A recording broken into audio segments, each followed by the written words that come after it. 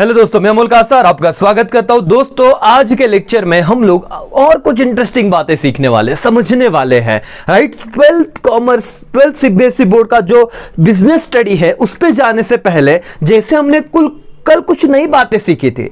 क्या समझा था हमने कल सर हमने देखा था कि ह्यूमन एक्टिविटीज को दो पार्ट में क्लासिफाई किया गया है। कौन से एक्टिविटीज है बताओ मेरे को। पहला एक्टिविटी इकोनॉमिक और दूसरा नॉन इकोनॉमिक। समझा सर? जहां पे कंसिडरेशन है, नॉन इकोनॉमिक एक्टिविटी मतलब मैं कोई काम कर रहा हूं लेकिन बदले में कोई कंसिडरेशन नहीं ले रहा हूं, मतलब ये मेरी हॉबी है वो करना। समझ में आ रहा है? जैसे कि आपके घर पे कोई मेड आती है, वो खाना बना रही है, कपड़े धो रहे हैं, उसके बदले में हम उन्हें क्या कर रहे हैं, पे कर रहे हैं उस काम के लिए, वो इकोनॉमिक एक्टिविटी में चला गया। और वही काम अगर हमारी mummy out of love and affection कर रही है तो उसके लिए हम रिटर्न उनको कुछ पैसा नहीं दे रहे हैं, वो एक्टिविटी तो है ह्यूमन एक्टिविटी, बट कौन सा, इकोनॉमिक की नॉन इकोनॉमिक? तो मालिक नॉन इकोनॉमिक एक्टिविटी। इतना समझा था? हाँ सर। फिर दोस्तों हमने क्या समझा, इकोनॉमिक एक्टिविटी को 3 पार्ट में क्लासिफाई किया था। क्या आपको याद आ रहा है? Yes sir.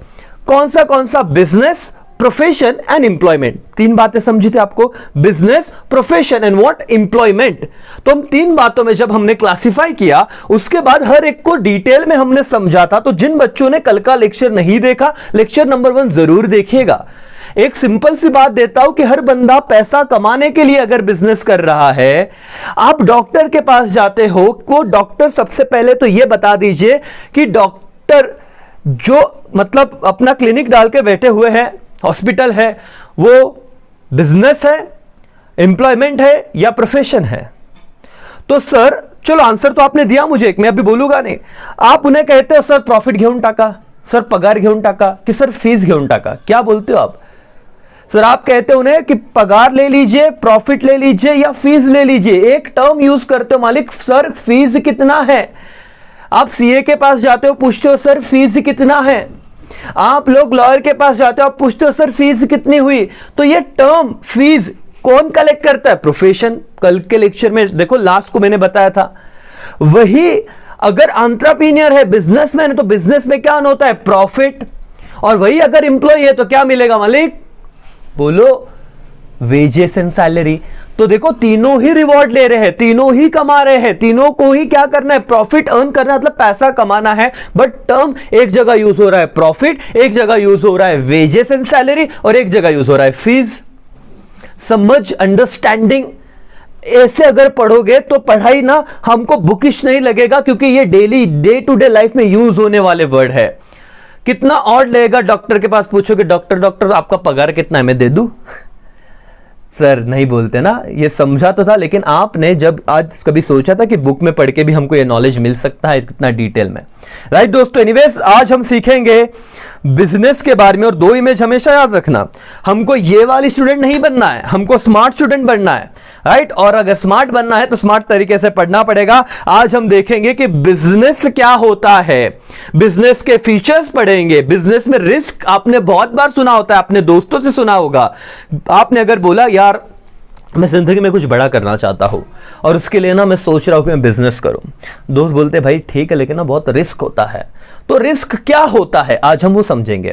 पहले बिजनेस को थोड़ा अंडरस्टैंड, उसका कंसेप्ट समझ लेंगे कि बिजनेस है क्या, और बाद में बिजनेस का रिस्क समझेंगे। और इससे हमारा काम बिजनेस स्टडी का 12th में और आसान हो जाएगा, क्योंकि 11th की ये कंसेप्ट में भी आपने ना पढ़ी हो। समझ में आ रहा है क्या? तो क्या आप लोग रेडी हो क्या? यस और नो? Yes sir. तो चलो आज आते हैं आज के पॉइंट पे। क्या है, चलो सबसे पहले तो मैं केस स्टडी बताता हूं जैसे मैंने कल बताई थी, और आपको इसका आंसर आ रहा है कि नहीं देखिएगा। Pay attention everybody.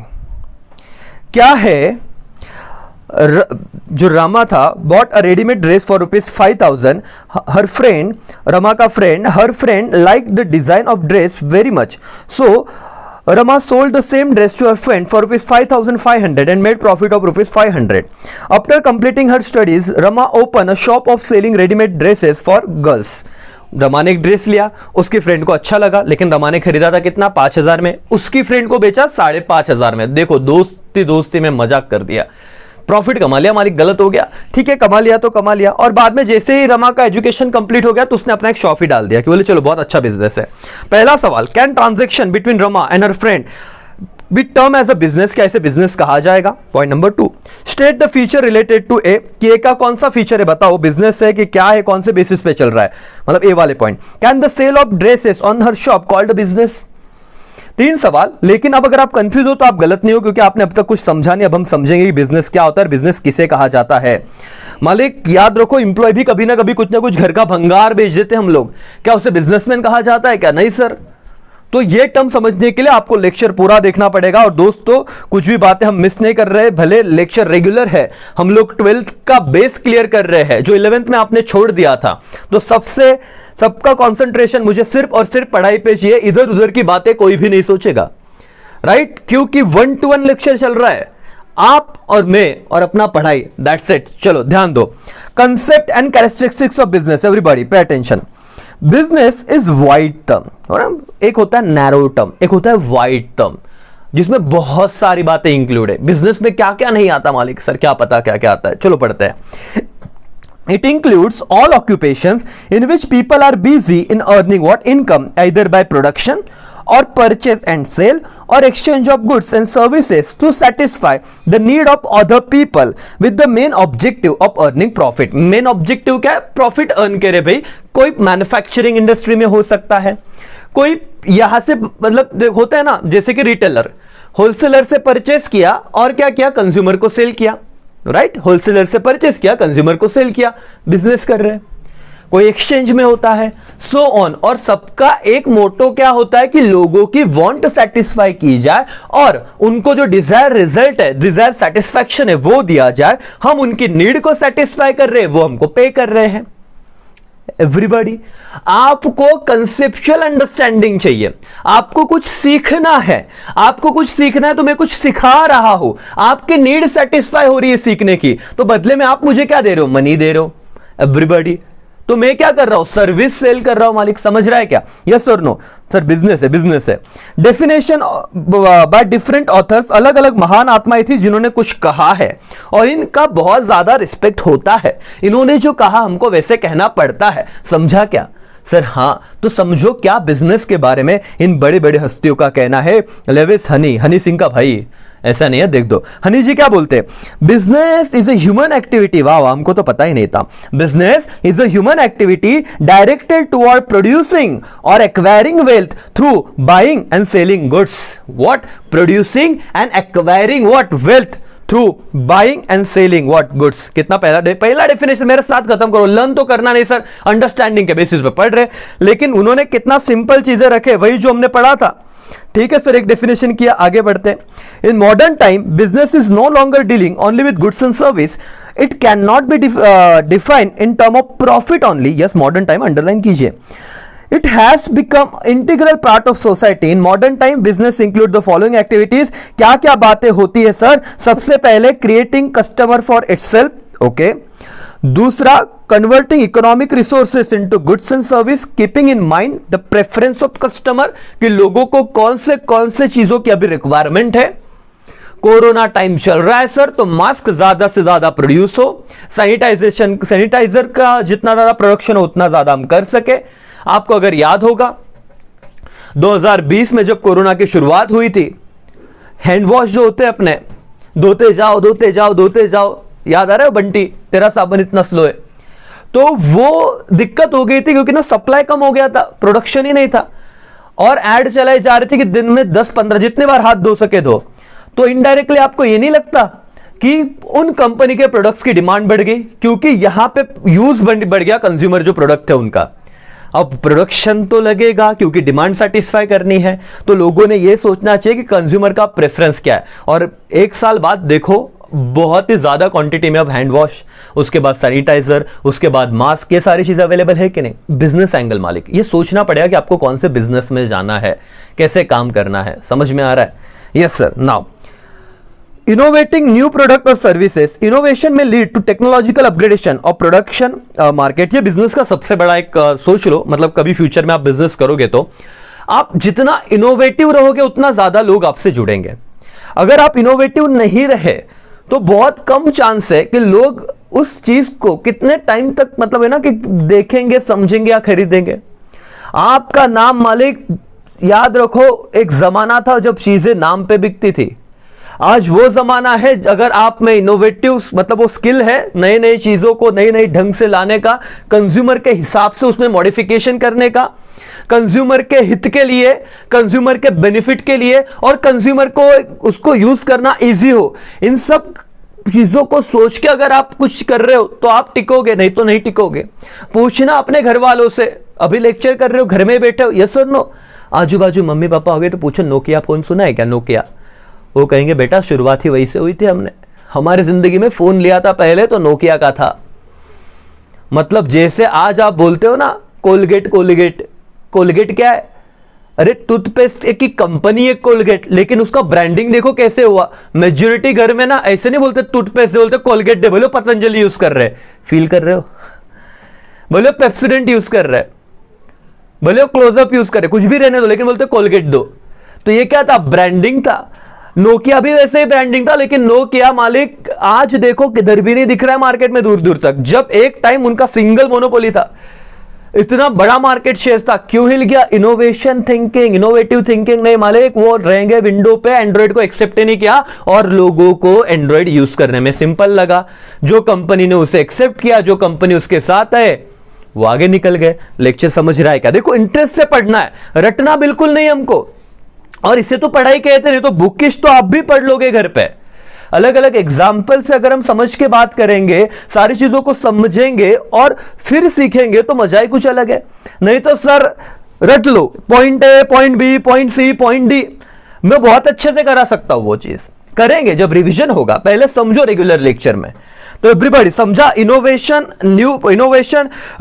New product और सर्विसेज, इनोवेशन में लीड टू टेक्नोलॉजिकल अपग्रेडेशन और production process, and the marketing this innovative product and services so that this can reach to the customer. Vivo और Oppo जब India में आया था, आप कोई भी गली, कोई भी नुक्कड़ पे चले जाना, हर शटर डाउन किया दुकान का दिखने का अपने को रणवीर सिंह, वीवो ओप्पो, उनकी बीवी दीपिका। मतलब उन्होंने इतना ज्यादा खर्चा किया एडवर्टीजमेंट पे कि विद इन 1-2 ईयर इंडिया के हर बहुत मेजॉरिटी लोगों को पता था कि वीवो ओप्पो करके कोई ब्रांड आ गया है। तो ये क्या होता है? मार्केटिंग हाई लेवल, मालिक क्या 20 मेगापिक्सल फ्रंट कैमरा, बजाओ, ऐड दिखाओ। अगर आप आईपीएल देख रहे होगे या देखते होगे या देखी होगी, तो आईपीएल के ऐड में जैसे मैच एक ओवर खत्म होता, 4 ऐड खटाखट खटाखट आपके सामने आती है। बार बार हैमरिंग करना कि हमारा प्रोडक्ट खरीदो, हमारा प्रोडक्ट खरीदो। क्या चल रहा है? बोलो क्या चल रहा है? कौन सा ऐड दिमाग में आता? फॉग चल रहा है। क्या है? मार्केटिंग।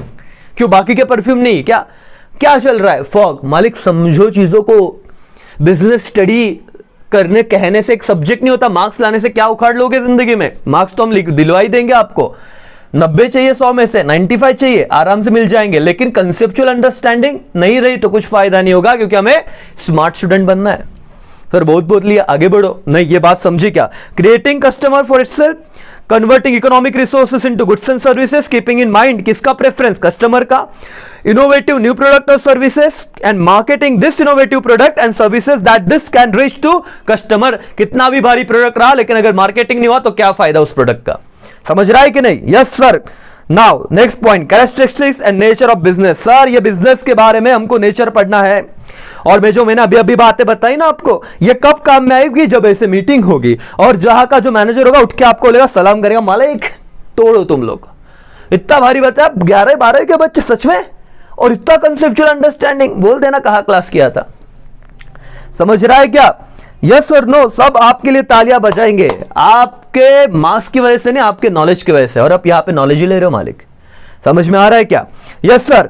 और फिर क्या? डील हो गई। और डील कब होगी? नॉलेज से होगी। पहले समझ तो ले बिजनेस है क्या। चलो ध्यान दो। Characteristics, following are the characteristics, main characteristics of business. Point number 1, it is an economic activity. Which activity? Economic activity.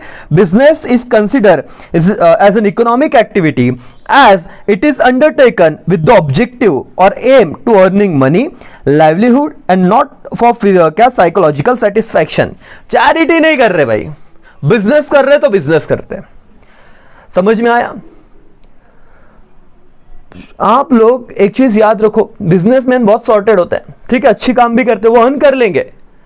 वो देखो चैरिटी बहुत करेंगे बाद में, पहले कमा लो। वो बोलते ना पहले अपना कप भरो, फिर जितना बचेगा वो लोगों में बांटो, वैसे वाली बात है।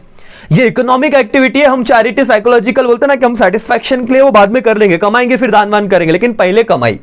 ध्यान दो, business is consider as an economic activity. Why sir? As it is undertaken with the objective और aim to earning money and in livelihood and not for what psychological satisfaction. अगर वो करना है तो नॉन इकोनॉमिक एक्टिविटी में आता है। और बिजनेस कौन सा एक्टिविटी मालिक? बोलो कौन सा एक्टिविटी है? Economic activity. Now point number 2, production और procurement of goods and services. Characteristics क्या sir? Production and what? Procurement of what? Goods and services. Every business enterprises either produce और व्हाट? प्रोक्योर गुड्स और services from producer. Goods may be consist of consumer और industrial goods and services may include transportation, banking, insurance etcetera. Sir पढ़ लिया, आप समझते हैं। हर business में क्या होता है? एक तो वो बिजनेसमैन गुड्स को प्रोड्यूस करेगा या तो किसी और से प्रोक्योर करके बेचेगा। समझ रहा है? अब उन्होंने कहा कि गुड्स में 2 प्रकार के गुड्स आते हैं, कंज्यूमर गुड्स आते हैं, इंडस्ट्रियल गुड्स आते हैं। अब आपको क्या पता है क्या? 11 में ये चीज हो चुकी थी और आपको नहीं पता है तो फिर सही जगह पे आए हो, सही लेक्चर कर रहे हो आप लोग। सर कंज्यूमर गुड्स जो रेडीमेड क्लोथ्स मैंने ले लिए, राइट, ऐसी चीज, राइट, रेडीमेड क्लोथ्स हो गए। उसके बाद में को मिल्क मैंने ले लिया। कंजम्पशन वाले goods, industrial goods, planting equipment, machinery, बड़े बड़े गुड्स। समझ में आ रहा है क्या? उनके लिए वो असेट होता है, जो बेचने वाले के लिए गुड्स होता है। ये तो पता है ना रे तुमको, एवरीबॉडी। अकाउंट के लेक्चर में तुम देखोगे गुड्स और असेट में क्या फर्क है, बोलो तो। What is the difference between goods and asset? Sir goods का स्पेलिंग जी से चालू होता है, असेट्स का स्पेलिंग ए से चालू होता है, बात खत्म। 1 मार्क्स। इतना मारूंगा पकड़ के, ध्यान दो। सर इधर मत बताओ ना ये चीज। सर बिजनेस पढ़ रहे ना, सीख लो, सीखना जरूरी है मालिक। सर और मैडम ध्यान दो, यहां पे ये पर्टिकुलर चीज है, ग्रीन में दिख रहा है आपको? हाँ, ये किसी के लिए असेट हो सकता है, किसी के लिए गुड्स हो सकता है। कैसे? सर ये स्क्रीन दिख रही है आपको पीछे? हाँ, ये स्क्रीन मेरे लिए क्या है? असेट है, क्योंकि मैं उसका बिजनेस पर्पस के लिए यूज कर रहा हूं। मैं इसमें मैं डील नहीं कर रहा हूं, मैं इसे सेल नहीं कर रहा हूं। लेकिन ये स्क्रीन जिसने मुझे सेल की ना, एवरीवन, जो इसका सेलर था उसके लिए यही प्रोडक्ट क्या था? गुड्स था। तो जो पर्सन उस पर्टिकुलर कमोडिटी में डीलिंग करता है उसके लिए वो क्या होता है? गुड्स। और मैं खरीद रहा हूं रीसेल पर्पस के लिए नहीं, मेरे बिजनेस के यूज के लिए, तो ये क्या हो गया मेरे लिए? असेट। समझा क्या वर्डिंग? तो यहां पे क्या वर्ड यूज हुआ है? गुड्स। सर नॉलेज, कंसेप्ट मालिक, कंसेप्ट, बाकी कुछ नहीं। आई होप आपको लेक्चर बहुत यूजफुल हो रहे हैं जो लास्ट ओवर यहां तक देख रहे हैं। तो जितना हो सके अपने दोस्तों के साथ शेयर करो। बोलो लेक्चर अटेंड करके तो देखो एक बार, देखो क्या मजा आता है। हाँ सर, अकेले अकेले मजे मत लो जिंदगी में। चलो आगे बढ़ते हैं एवरीबॉडी। 2 पॉइंट हो गए। पहला फ्यूचर बताओ, क्या इकोनॉमिक एक्टिविटी का? हाँ सर, क्या साइकोलॉजिकल ना? प्रॉफिट चाहिए मालिक, पैसा चाहिए, बाकी देख लेंगे बाद में, चैरिटी बाद में करेंगे। प्रोडक्शन और procurement of goods and service, goods के साथ सर्विसेज भी होगा। मैं जो दे रहा हूं ये क्या है? सर्विस है, राइट, ओके।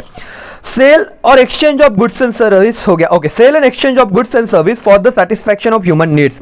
सेटिस्फैक्शन खुद का नहीं, किसका? ह्यूमन नीड्स का। लोगों को जो चाहिए वो बेचो, तुमको जो बेचना है वो मत बेचो, क्योंकि तुम जो बेचना चाहते हो, बहुत कॉम्प्लिकेटेड होगा, ध्यान से सुनो। तुम जो बेचना चाहते हो वो अगर सामने वाला खरीदना नहीं चाहता, तुम कितना भी एडवर्टीजमेंट कर लो, बिकेगा क्या? नहीं सर। तुम बोलते हो छाता ले लो, अम्ब्रेला ले लो, क्यों लेगा भाई? वो अगर विंटर का सीजन है अम्ब्रेला लेगा नहीं, उसकी वांटेज नहीं है। समझ रहा है क्या?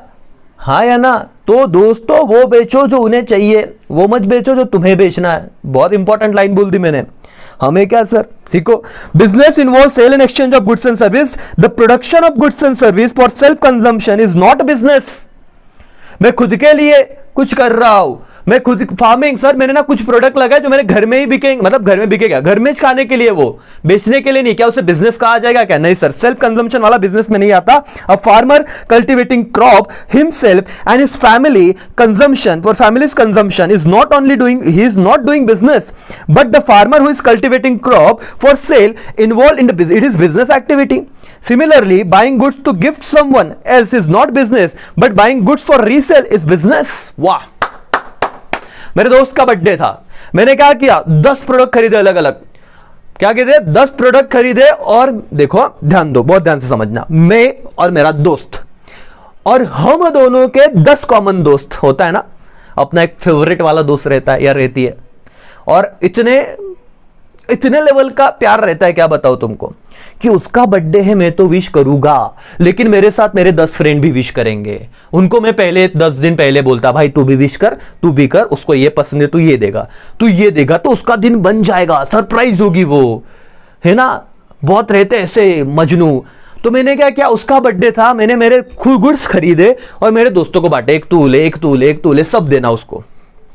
ध्यान से सुनना, क्या इस केस में मैंने चीजें खरीदी और मैंने मेरे दोस्तों को ही, ताकि उसको दे सके। क्या ये बिजनेस है क्या? नहीं, ये बिजनेस, मैंने कोई सेल किया क्या? नहीं सर, मैंने गिफ्ट दिया है किसी को, लेकिन वही चीज मैं 10 में खरीदता, 20 में बेचता, तो ये बिजनेस होता। अगर मेरा काम ही वही है तो मैं उसी में डील करता हूं, तो हाँ शायद बिजनेस हो जाता।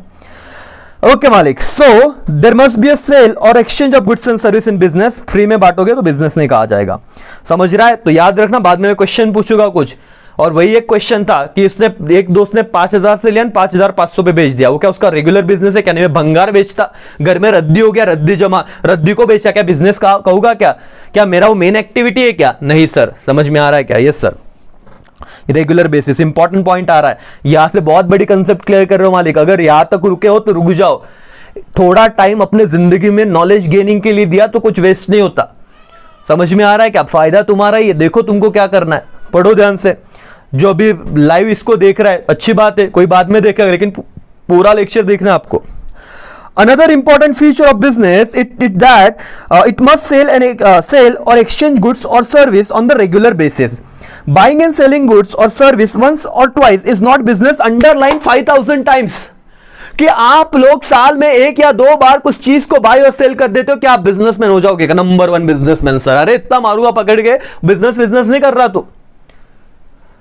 एक बार चीज सेल करने से बिजनेसमैन हो गया? 5000 की चीज खरीदी, दोस्त को पसंद आ गई, बोले मेरे को बेच, 500 का प्रॉफिट, क्या बोले सर नंबर 1 बिजनेसमैन। गलत। उसमें अगर तुम रेगुलर हो तो उसे बिजनेस कहा जाएगा, नहीं तो बिजनेस नहीं कहा जाएगा। मालिक समझ रहा है क्या?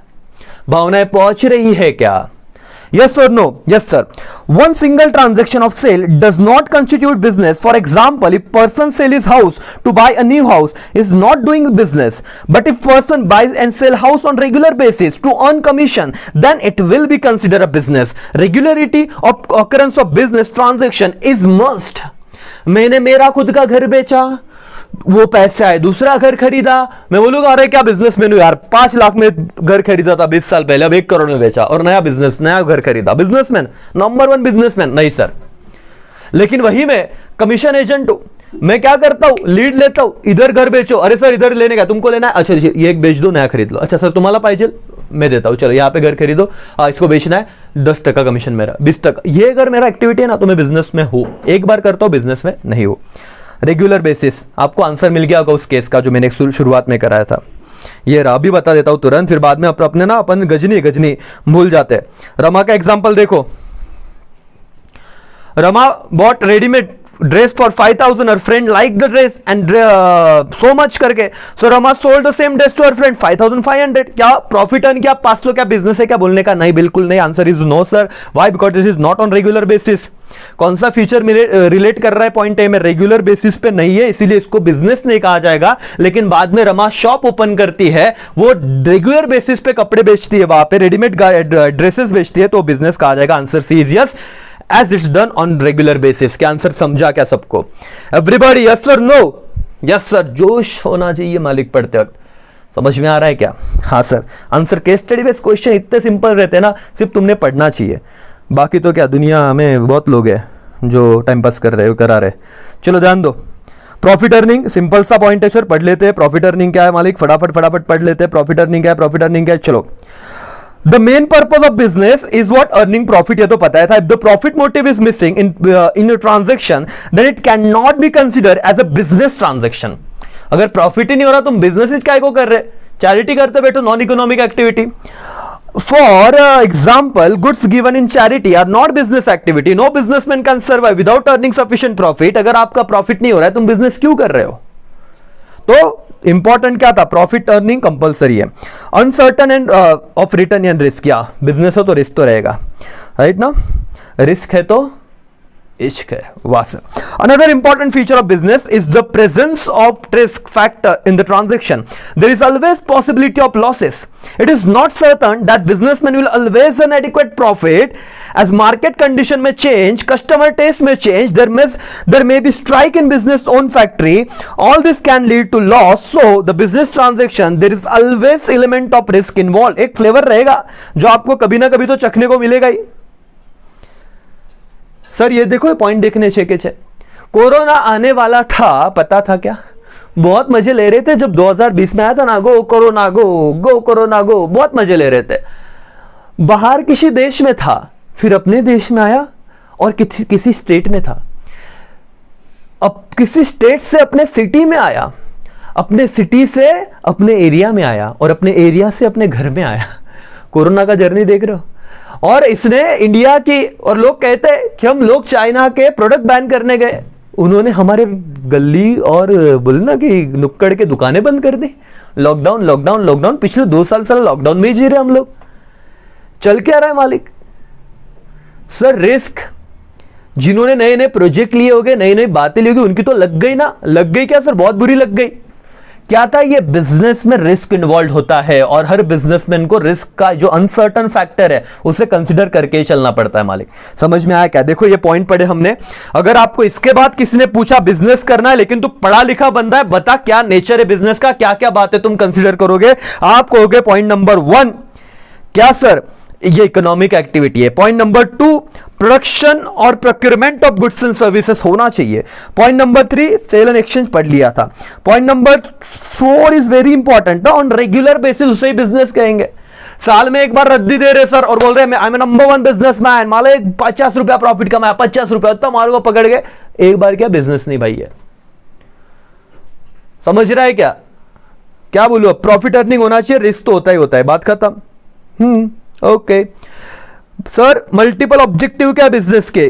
फटाफट पढ़ते। इकोनॉमिक ऑब्जेक्ट होता है, सोशल ऑब्जेक्ट होता है, ह्यूमन एंड पर्सनल ऑब्जेक्ट होता है। सर इकोनॉमिक ऑब्जेक्टिव में किन सी बातें बताओगे क्या? सबसे पहला ऑब्जेक्टिव है कि सर्वाइव, टिको पहले तो। समझ में आ रहा? जब लोग छोड़ के जा रहे तुम वहां पे टिके रहो, क्योंकि बाद में जब लोग छोड़ के जाएंगे ना तुम्हारा किंग बनना थोड़ा आसान हो जाएगा। सो रिस्क है लेकिन रिवॉर्ड भी इतना बड़ा है। The basic purpose of every organisation is to survive and exist in the competition market for long period of time, and it's possible only when it's able to cover its cost and what earn profit। कि पहले वो cost तो complete करे। इतने बड़े studio में मैं record कर रहा हूं बातें आपके लिए और मेरा बेसिक कॉस्टेज कवर नहीं हो रहा। समझ में आ रहा है? चलेगा क्या? नहीं चलेगा मालिक। Profit sir, the most important object of every organisation is to earn adequate amount of profit. Profit essential for survive. वही है सर, तो सर्वाइव हो गया, प्रॉफिट हो गया, ग्रोथ देखो। Business organization must grow and expand their activities. The success of any organization is measured by the growth rate, and growth is measured in term of sale, number of branches, number of product, number of employees, etc. Sir पिछले 4 साल हो गए हम 4 ही employee है। Sir 50 साल हो गए हम 4 ही लोग हैं, एक ही ब्रांच है। तुम सक्सेसफुल नहीं हुए। ग्रोथ का मतलब क्या है? तुमने पहले साल अगर 1 यूनिट बेचा तो दूसरे साल 10 यूनिट बेचो। कोको कोला का एग्जांपल मेरे को याद आता, पेप्सी या कोको कोला। पहले साल मैंने सुना है कि उन्होंने 10 ही बॉटल सेल की थी, देखा मैंने कहीं तो मेम में पढ़ा था। और आज सर क्या बेच रहे, इतना बेच रहे कि क्या बताओ। अलग अलग ऐड आ रही है, नए नए एक्टर आ रहे हैं, उनको मतलब जिस एक्टर के सामने अपने को लगता है भाई सेल्फी वेल्फी ले लो, उनको खरीद रहे। बोले हमारा ऐड करता है क्या, चल तेरे को इतना पैसा दूंगा। बिजनेस का पावर देख रहे हो? तुम बोल रहे हो साहब एक सेल्फी काटो दिया ना, सर प्लीज एक सेल्फी निकालने दो ना। ये बोल रहे बेटा इधर आओ, इतना पैसा देंगे, हमारा ब्रांड एम्बेसडर बनते क्या? हवा एक जगह पे देख टाइम पे 10 ही बॉटल बेची। क्या ग्रोथ है मालिक? ग्रोथ 10 से हजारों, हजार से लाखों बॉटल, एक ब्रांच से उस कंट्री में से इंडिया तक, इंडिया में हर नुक्कड़ और मोहल्ले तक। ऊपर से पहले 10 एम्प्लॉय हो गया, 10,000 लाखों एम्प्लॉइज है, हजारों ब्रांचेस है। इसे क्या कहते हैं? ग्रोथ कहते हैं मालिक। ग्रोथ समझ में आ रहा है क्या एवरीबॉडी? यस और no? 3 feature economic, survival, profit and क्या? ग्रोथ। एवरीवन समझो? हाँ sir. Social objective, supply of desired quality product. एक चीज याद रखो, तुम हो क्योंकि तुम्हारे कंज्यूमर है। जिस दिन तुमने कंज्यूमर की बजाना चालू की, तुम्हारी बजने से कोई नहीं रोक सकता।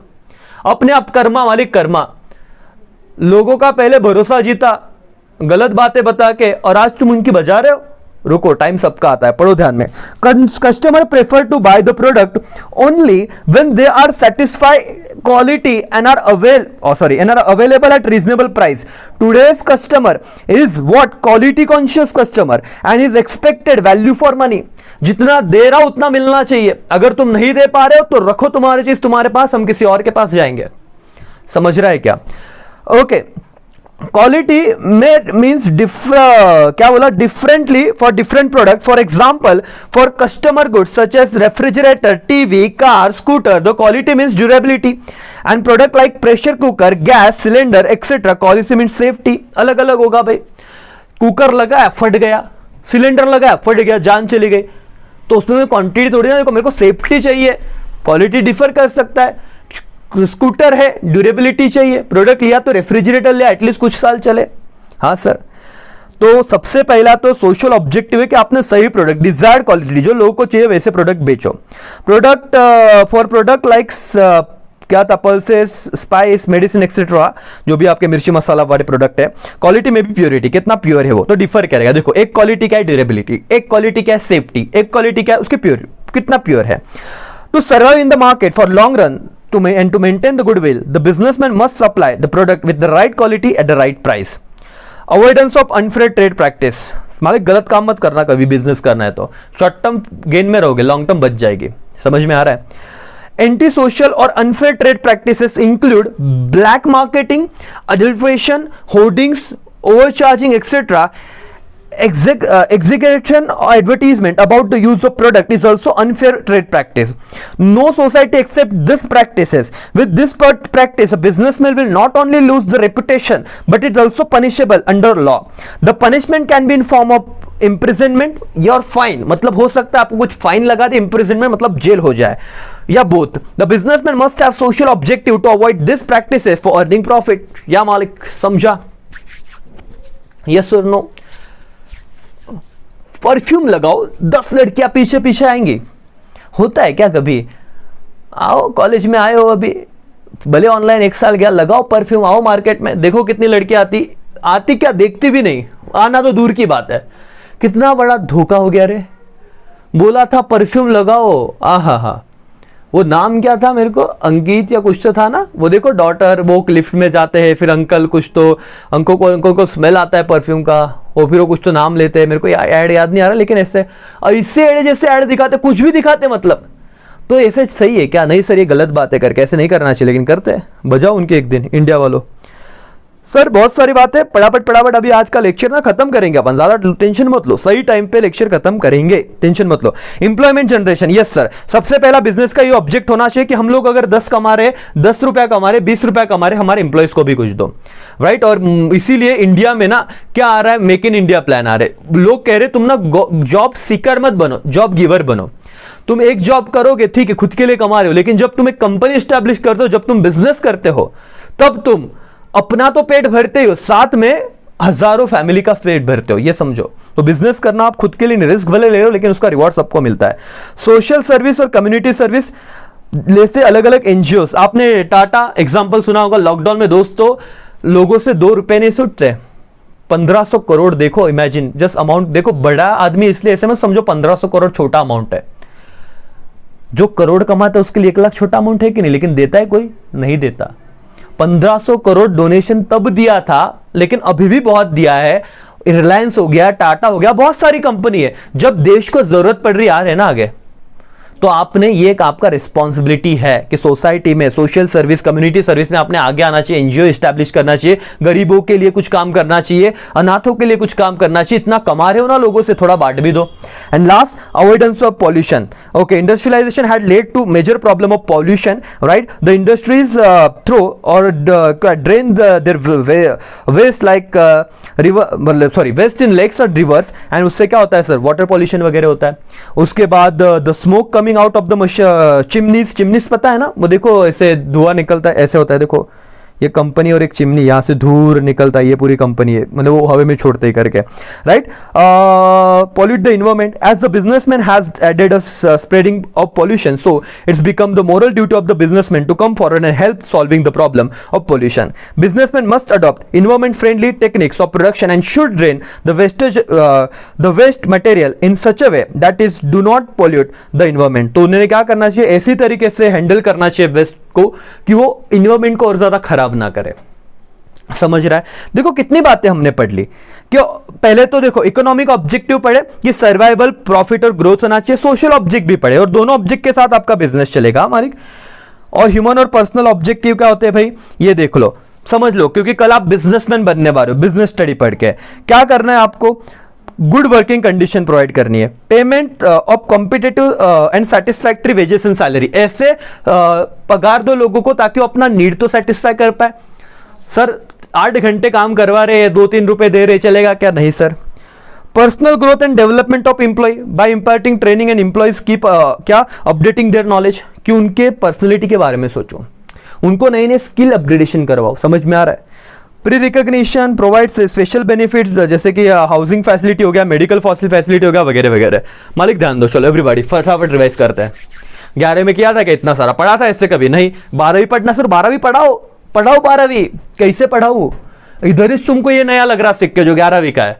12वीं में जाके बोलोगे सर ये तो मैंने वर्ड यूज किया कि बिजनेस का ऑब्जेक्टिव ना क्या सोशल ऑब्जेक्टिव नहीं होते बराबर, किंतु बोलोगे एकदम बराबर सर, बिजनेस से प्रॉफिट कमाएंगे। नहीं, यहां पे देखो बिजनेस का ऑब्जेक्टिव क्या है, economic objective, social objective, personal objective. अब तीनों आएंगे, इकोनॉमिक में 3 था, survival, profit and what, growth. इसका मेमोरी टेक्निक लिख लो, जीपीएस। जीपीएस सुना है कि नहीं? G for growth, P for profit, S for survival. खत्म सर। तो अगर आपको पूछता है कोई, बताओ कि इकोनॉमिक ऑब्जेक्टिव क्या है, तो GPS.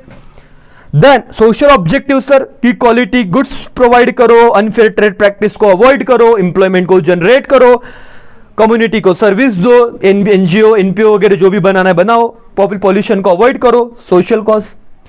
Personal sir good working condition, competitive salary, अच्छा सैलरी दो, पर्सनल ग्रोथ की तरफ देखो, peer recognition, housing facility, insurance वगैरह सब बातें निकालो। पर्सनल ऑब्जेक्टिव 3 बातें थी मालिक, economic, social and what, personal. ये 3 ऑब्जेक्टिव थे बिजनेस के। क्या आपको आज तक पता था क्या? नहीं सर, हमको सिर्फ इतना पता था बिजनेस कर लो।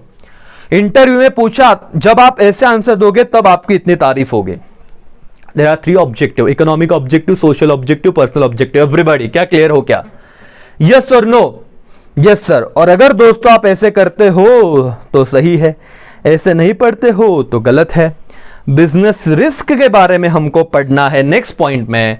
लेकिन मेरे भाई और मेरी बहनों, आज के लेक्चर में इतना ही करते हैं, कल के लेक्चर के लिए भी तो कुछ रखते हैं। तो पहले आज आपको मैंने बिजनेस के नेचर को समझाया, बिजनेस के कैरेक्टरिस्टिक्स को समझाया, बिजनेस के ऑब्जेक्टिव्स को समझा।